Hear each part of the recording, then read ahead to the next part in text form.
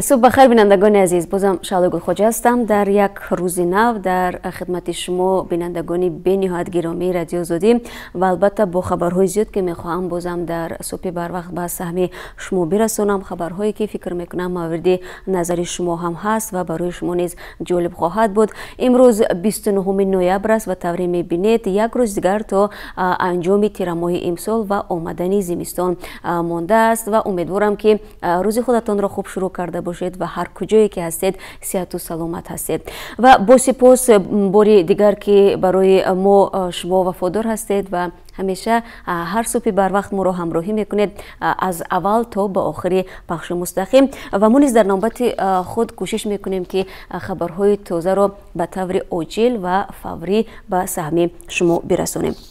خب امروز پنجشنبه است و نخست شروع میکنیم از وضع باد و هوا. در پراگ همین حالا خیلی سرد است بینندگان عزیز.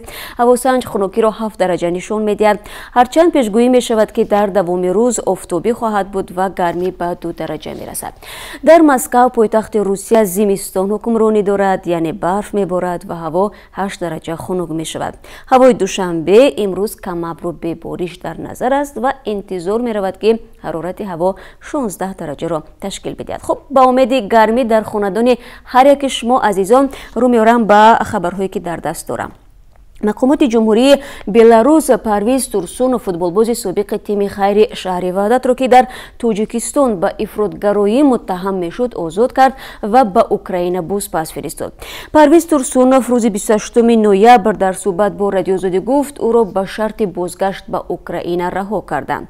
تورسونوف 43 ساله روز 18 سپتامبر امسال هنگام کوشش برای مهاجرت در فرودگاه مینسک دستگیر شد.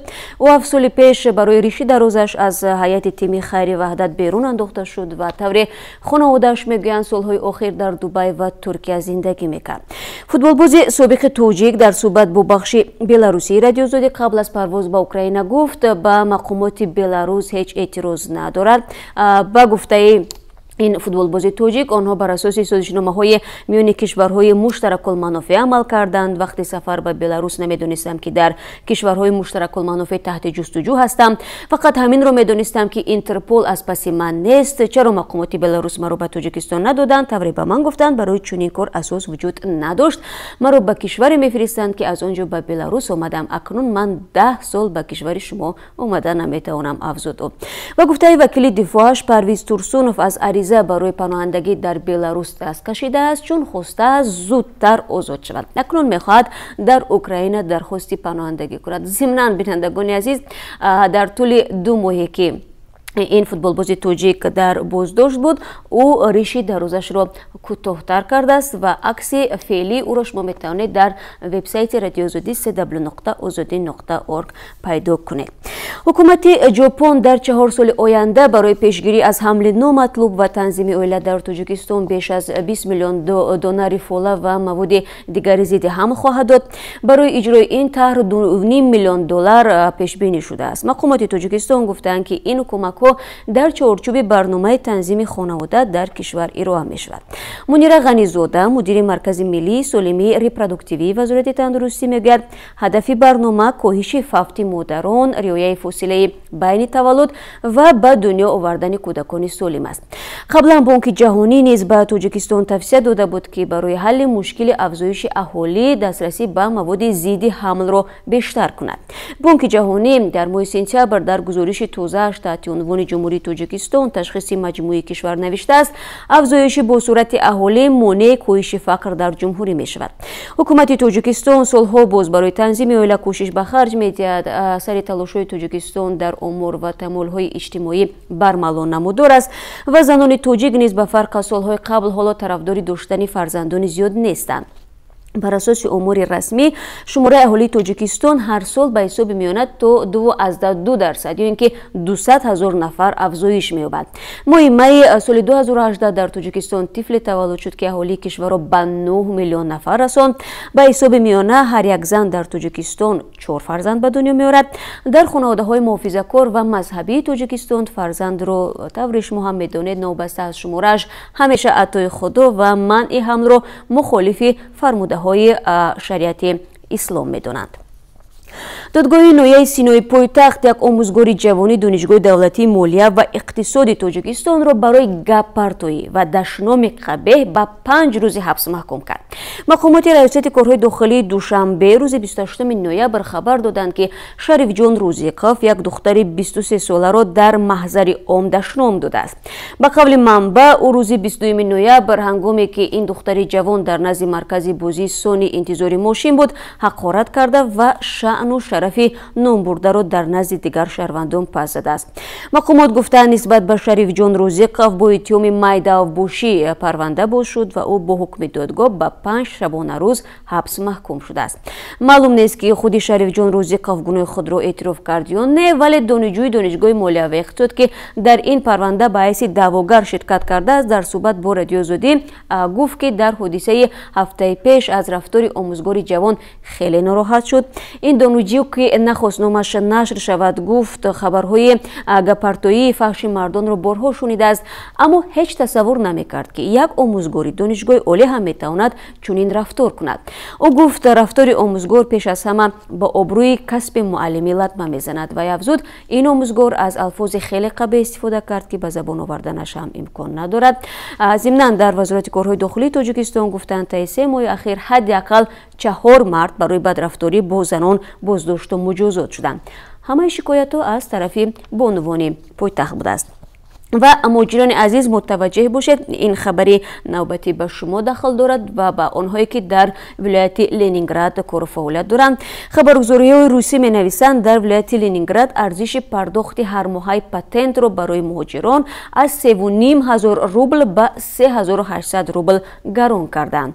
вакилони маҷлиси қонунгузории вилояти Ленинград 2 рӯзи пеш лоиҳаи қонунро дар ин замина қабул намуданд. он аз 1 январи соли 2019, яъне аз соли нав амалӣ мешавад. вакилон пешбинӣ мекунанд ки гаронтар шудани арзиши ҳармоҳаи патент ё худ иҷозатномаи расмии кор буҷаи вилоятро 200 миллион рубл ғанитар мегардонад.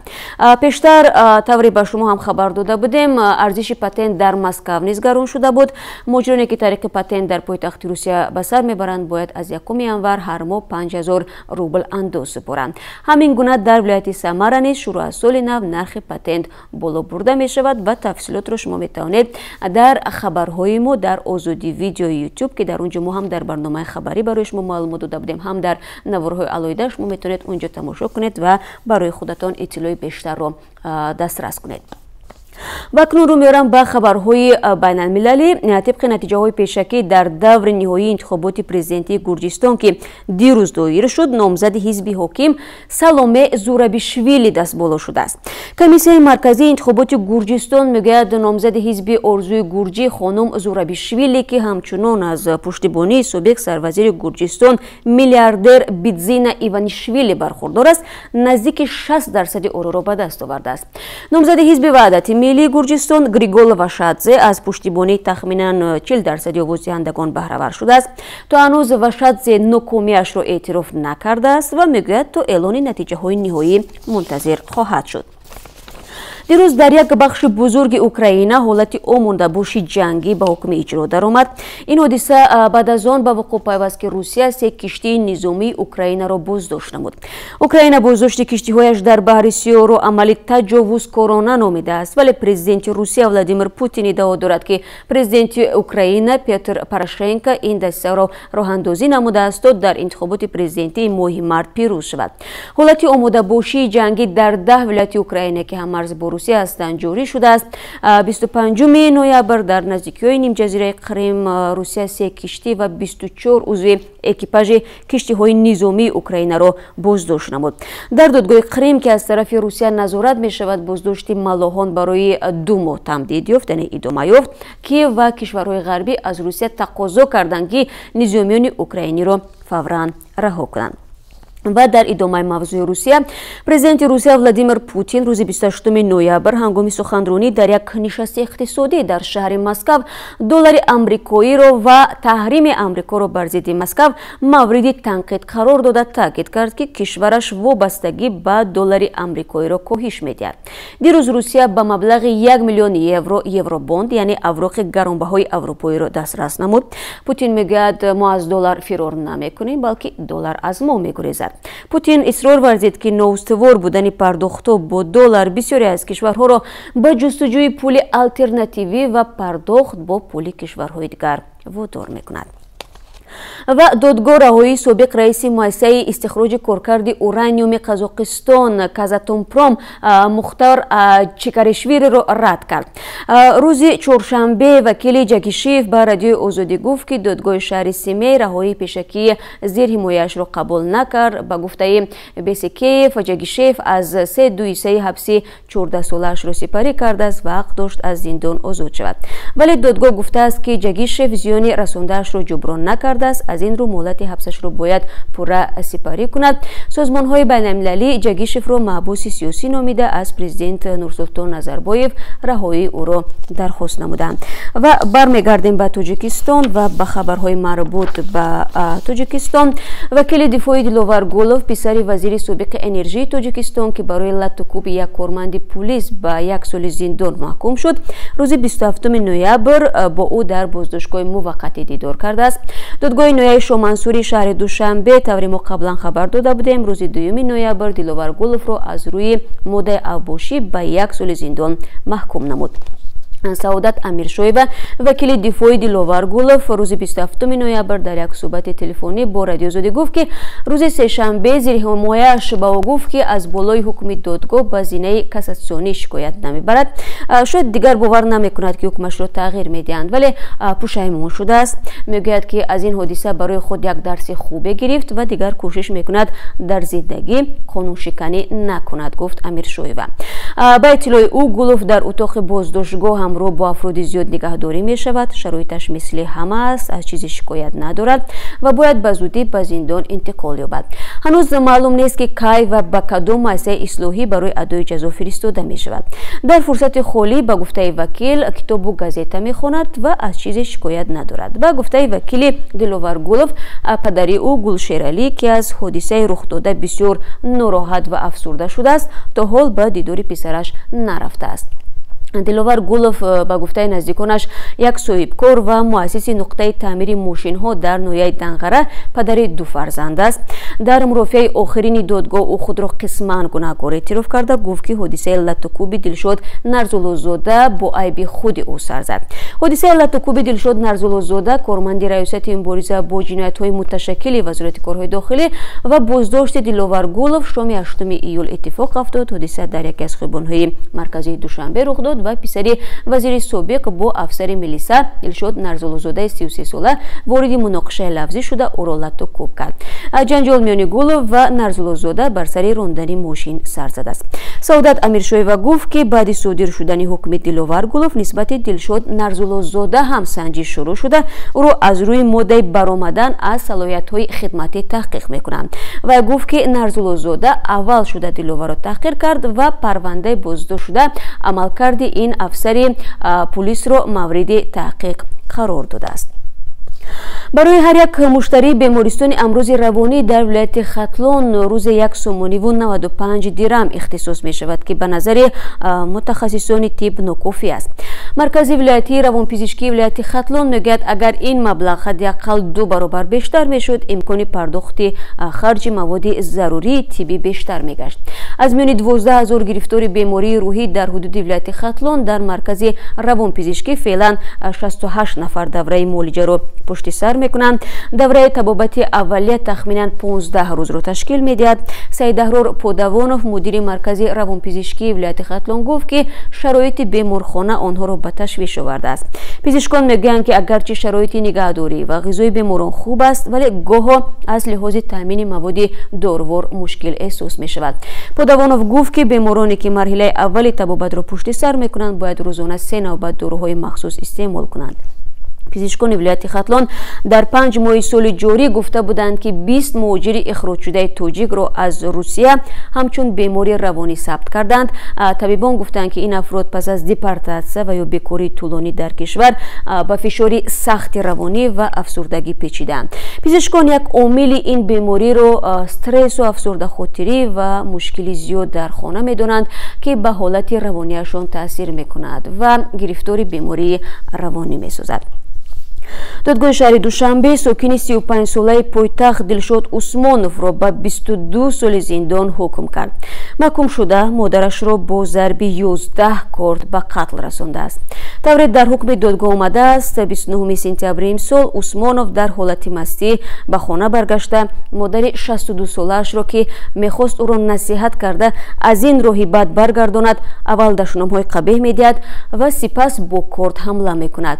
مادر بر اثر جراحت‌های برداشته‌اش در جای حادثه به هلاکت رسیده است. اکنون این قاتل مادرکش 12 ساله عمرش را پشت پنجره میگذراند. خیلی وحشتناک است واقعا وقتی پسر به مقابل مادر خود تیغ میکشد. به قبل این چه شوری است که در دور قمر میبینم. و والدان بیولوژی امیده 9 ساله ساکن نویای بختر را که با قرار دادگاه تلاش اجباراً به تربیت خود گرفتن این نورس را داشتند تصمیم خود را تغییر دادند. یک سال باز والدان بیولوژی و مادری که امیده رو به فرزندخانه گرفته است برای با خود گرفتن او بحث دادگاهی داشتند. اما مقصود حلیموف پدر بیولوژی امیده روزی 28 نوامبر در صحبت با رادیو آزادی گفت حالا آنها نمیخواهند امیده را اذیت بدهند و از مادرخواندش جدا کنند. شرط والدان بیولوژی حالا فقط این است که مادرخواند او را از آنها جدا نکند و اجازه دهد که دختری به دنیا آوردهشان به خانه آنها هم روا کند. این تصمیم خود مادر بیولوژی امیده شمزیه مقصود و هم در ملاقات روبرویش با نماینده وکالتدار حقوق کودک در خطلان اعلان داشته است. عمر دولتوف نماینده وکالتدار که حالا این قضیه را در صحبت با دو مادر تحقیق دارد میگوید در یک ملاقات با والدان بیولوژی آنها را از پیامدهای ناخوش این جنجال‌ها به صحتی و روان کودک آگاه کرده توصیه داده است که رسما از دوای خود برای گرفتن امیده دست کشند. به گفته حامی حقوق کودک یک بار جدا کردن امیده از مادری که او را تا امروز به وای رسانده است میتواند بر روان کودک ضربه سخت بزند. با گفته عمر دولتوف که به این پرونده از نزدیک آشنا شده است اگرچه حکم دادگاه در مورد باقی ماندن امیده به فایده مادر بیولوژی انجام شد اما در جریان اجرای حکم حقوق کودک نقض شده است. منظور حامی حقوق تلاش‌های والدان و دادرسا برای اجباراً جدا کردن کودک از مادر است که به او دل بسته است. به تاکید او تلاش با این را با خود بردن کودک به یک خانه دیگر نادرست و غیر قانونی بود. نواری داد و فریاد امیده در روزی که باید با قرار دادگاه به نزد والدان بیولوژیش برده میشد در شبکه‌های اجتماعی و بیرون از آن به واکنش شدید روبرو شده توجه مسئولین کار با کودک را به آن جلب کرد. طبق قرار دادگاه باید ماه پیش امیده از مادرخواندش برای همیشه جدا میشد اما داد و فیقان امیده اجرای قرار دادگاه را به تغییر گذاشت و ما نیز در این باره یک گزارش مفصل داشته بودیم در آزادی ویدیو و همچنین در برنامه خبری که خیلی بینندگان زیاد این گزارش رو تماشا کردند و شما نیز قریب چند روز از ما میپرسید که تقدیر این دخترک نابالغ چی شد. خب بالاخره من برای شما گفتم و در این قسمتی صحبت چون همیشه رو میارم به قرب اسعار خارجی در تاجیکستان طبق قرب رسمی اسعار خارجی برای امروز که بانک ملی تاجیکستان مقرر کرده است $1 با 9 سومانی و 42 درم، 1 یورو واحد پول اروپا 10 سومانی و 60 درم و 1000 روبل روسی با 139 سومانی و 70 درم خرید و فروش می شود. یعنی طوری می بینید کمی پایینتر رفته است روبل روسی در تاجیکستان برای امروز. خب منتظر میشم شاید فردا باز کمی بلندتر برود که میدوند.